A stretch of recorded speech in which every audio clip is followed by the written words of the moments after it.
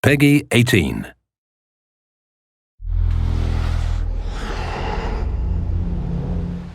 Hi, my name is Ashraf Ismail, Game Director of Assassin's Creed 4 Black Flag, and I'm very proud to be showing off the Caribbean open world. Here, we're going to start with Edward. After completing a few missions, he's met up with the assassins, but he's not yet bought into the creed, so he still has this selfish need for fame and fortune.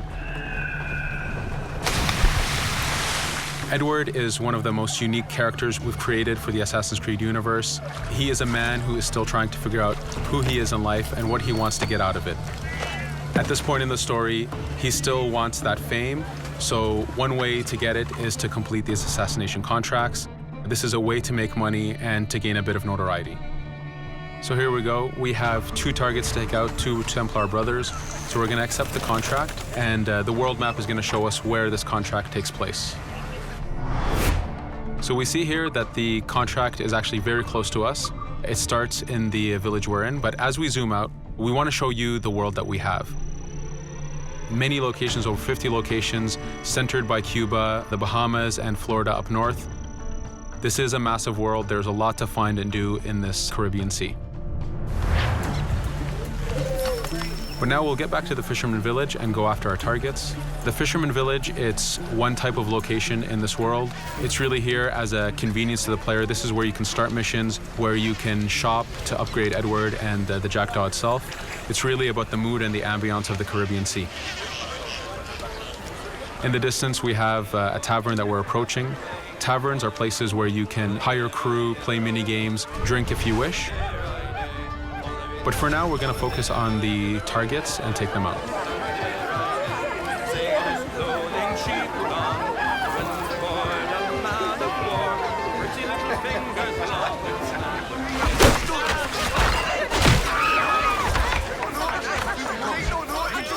Now that we've taken out one brother, the other one's going to bolt. Just like classic ACs, we can chase him down and take him out that way, but there's many ways to complete this contract. We can use the new free aim system to shoot him this way, to eliminate him that way. We can jump onto the ship and take him out with his crew, but instead we're going to let him escape into the sea and follow him with the Jackdaw. This is your ship. This is the second main character of the game. You're going to have to customize and upgrade the ship as you go on this journey with Edward.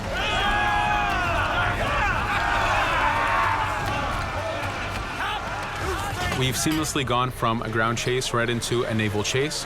We could destroy the ship and complete the contract that way, but instead, using the spyglass, we can see that he's carrying a lot of rum. Rum is important in the economy system. It's one way of making a lot of money if you sell it properly. So instead of destroying the ship, we're going to plunder that ship. Fire! Here you can see the upgrades that we've made into the naval combat. Using the front cannons, you can shoot chain shots to slow down the ship. Using the new round shot mechanic of trajectory aiming, you can aim for the hull and do a lot of damage this way. This specific enemy is what we call a frigate. Frigates are the type of ships that you need to destroy as fast as you can, because the longer the fight lasts, the more damage they're capable of doing. We have other enemy types like the Charger or the Man of War. The Man of War is a massive ship capable of carrying over 100 cannons. These are ships that you really need to upgrade to be able to face. But now that this frigate has been demasted, we can start the boarding. Boarding, it's very important. You are a pirate. This is how you gain cargo. This is how you take on ships. So here we can start the boarding from any orientation or angle we wish. The distance even matters. If you get too close, the 2 crews will just jump right into each other. If you start a bit further, you can jump in the water and go in for a sneak stealth attack. We have 2 objectives to accomplish for this boarding. We can take out the captain, and we need to take out some of his crew. So using the swivel gun, we will efficiently take out a lot of the crew. And now we'll go for the captain using Edward's navigation abilities. Here, again, using the new free aim system, we have a dangerous enemy on the other side taking out our crew. We can easily take him out with a headshot. So what we see here is that 2 ships have come together to create this 3D environment where, using your assassin abilities to navigate, to be stealthy, you can take the advantage and get the kill by surprise. Now that we've taken out the captain, we still need to take out a few of the crew members to complete this boarding. Now that we've plundered the ship, we're going to gain that rum that we saw earlier, but we're also going to gain ammo and crew members and some gold. With every boarding, there's 3 options that you can do with that ship. You can gain crew members, you can send the ship to your fleet if you wish, or you can salvage a ship to repair the Jackdaw if you took too much damage in the fight. In this case, since we did well, we're going to send the ship to our fleet. Now that we're back in the Caribbean Sea, we needed to make sure that every minute something is being advertised to the player, something new for the player to do. In this case, we have this uncharted location. These are what we call playas. We have over 75 of these in the Caribbean world. Every playa has something very important for the player to find, something that will help in upgrading Edward or the Jackdaw. So it's in your advantage to explore these locations.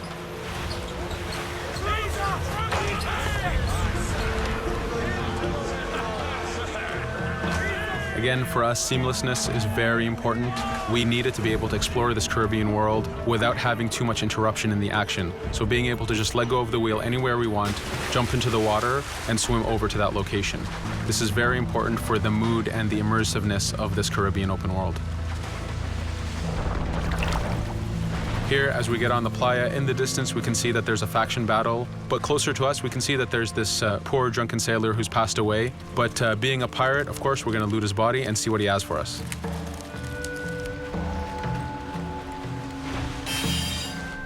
So we found a treasure map. This treasure map is asking us to go to an island called Misteriosa.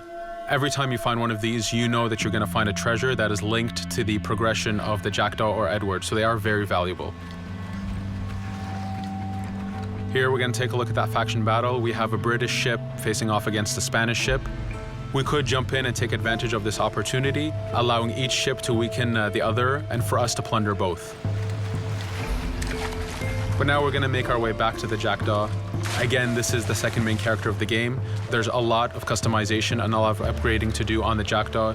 You can upgrade all the weapons to fit the playstyle you wish. Now, as we get onto the Jackdaw, we can see that the crew is cheering for us. Edward has a really close relationship with his first mate, Adewale, standing right there, and with his crew. And this is something that you'll see later in the demo, that we can lose and gain crew members. Again, using the spyglass, we can really see the contents of a ship, but you can also assess the danger and threat level of these ships. But for now, we're going to continue to Misteriosa to find that treasure. Here we've crossed into a harpooning zone. The harpooning system is connected to the hunting system, which is used for upgrading Edward himself.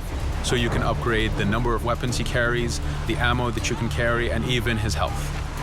But for now, we've moved past that zone and we've got into a storm. Storms are very dangerous. If you're not careful, if you don't know how to navigate a storm, you will take damage to your ship and you will lose crew members. In the distance, we can see a water spout. This is a tornado in the ocean. These are very dangerous. They can suck you in, and when they do, they tear the ship apart and take out your crew. Here we can see its effect on a ship. This poor ship got sucked in and got destroyed. Storms are very dangerous, but we wanted the player to take advantage of this. When you've mastered a storm, when you know how these systems work, you can pull enemies into a storm and let the storm do damage for you. So there is a strategic element to using a storm in the world.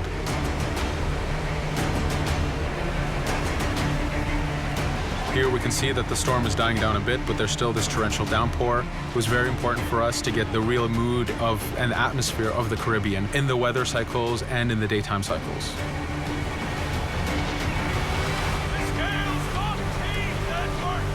But here, since we've survived the storm, did pretty well, let's order our crew to sing.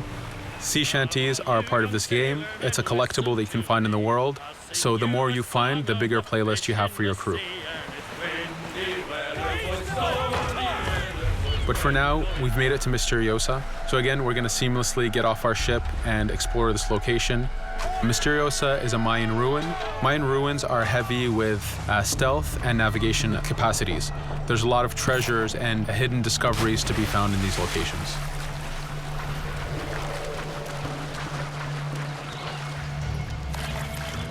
If we recall the treasure map, the treasure is hidden behind a temple.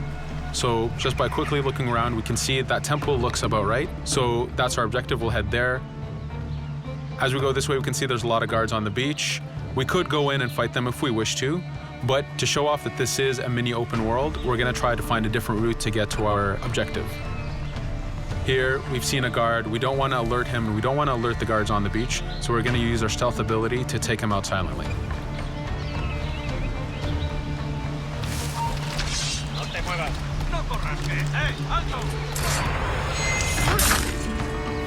With AC3, we were able to push the navigation in the frontier, which means using natural environments like trees and rocks and so on.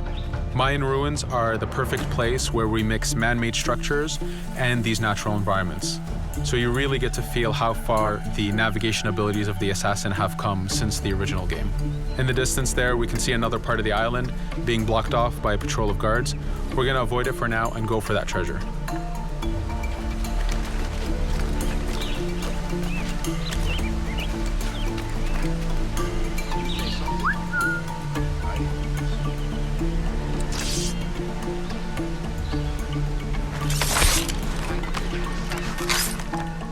It's important for us to be able to give the players new tools, specifically for stealth. In this case, we have the blowpipe. Using the berserk darts, you make your enemies go crazy. Effectively, this means that they'll attack anything and everything in sight, including their own friends, animals, or Edward if he was in the way. So you do have to be careful with how you use it.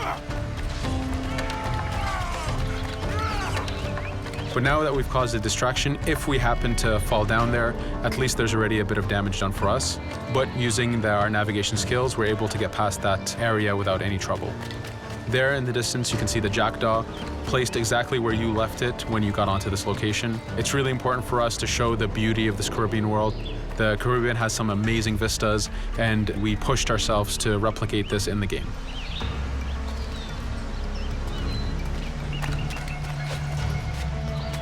As we continue forward, we can see in the distance there's a couple prisoners that are taken hostage.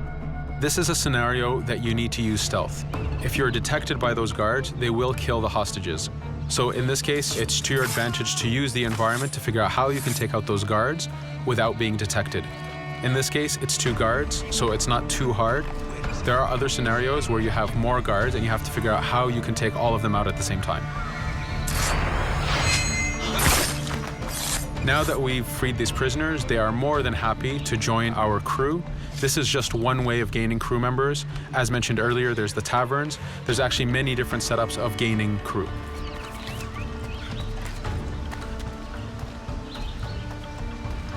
Here, we're going to go back to the treasure map.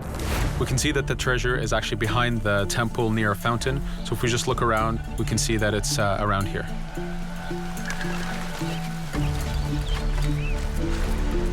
Now that we've found the treasure, what we've actually found is a blueprint. Blueprints are incredibly valuable for the upgrading of the jackdaw. This is how you can upgrade the biggest and most devastating upgrades of the ship. So here we're approaching a reach high point. Just like classic ACs, synchronizing with the reach high point reveals the contents of a location and the map itself. But as an added feature, because this game world is so huge, there are many different locations, this also becomes a fast travel point. So now you can, by synchronizing, now you can come back here anytime you wish to collect those treasures that we passed up a bit earlier. Here we've reached the end of the demo. This was a tease of the open world that we have. We're very excited to be able to show off this game and to let you play it very soon. Thank you for joining us.